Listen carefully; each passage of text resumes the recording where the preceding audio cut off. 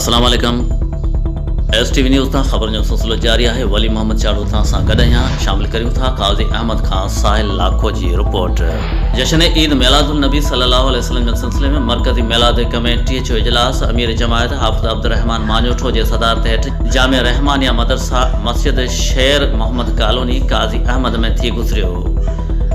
इजलास में हाफिज उमदाद हुसैन राहो, रईस अब्दुल कादिर कबर, रईस हैदर राहो, मौलाना दिलदार हुसैन चांडियो, फ़कीर बशीर अहमद खास, हाफिज नूरदीन कादरी, हाफिज नूर अहमद चांडियो, चौधरी अकरम आराइम, वडेरो नबी बख्श मांजोठो, हाफिज लुकमान मांजोठो, हाफिज अज़ुर रहमान मांजोठो समेत ॿियनि आशिकान रसूल सल्लल्लाहु अलैहि वसल्लम जिन शिरकत कई। इजलास के मिलाद कंपनी के मरकज़ी अगवान अमीर जमात हाफिज अब्दुर्रहमान मांजोठो ख़िताब कंदे चयो त रबीउल अवल जो बाबरकत ऐं भलारो महीनो आयो आहे। असांजे प्यारे नबी करीम सल्लल्लाहु अलैहि वसल्लम जिन जी विलायत बा शहादत 12 रबीउल अवल ते थी हुई। महीनो बरकतन वारो भलारो महीनो आहे। उन सिलसिले में वॾे ऐं मरकज़ी रैली 12 रबीउल अवल जे ॾींहुं शेर मोहम्मद उनड़ कॉलोनी मां निकिरंदी।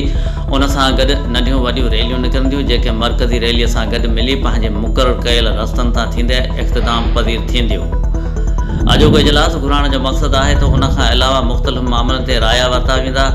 हुज़ूर जी आमद जी मुनासिबत सां सॼे शहरनि मस्जिदनि मदरसनि खे चरागाह करण समेत जश्न मिलादुल नबी सल्लल्लाहु अलैहि वसल्लम जे मरकज़ी रैलीअ जे प्रोग्राम खे हतमी शिकिल ॾिनी वई।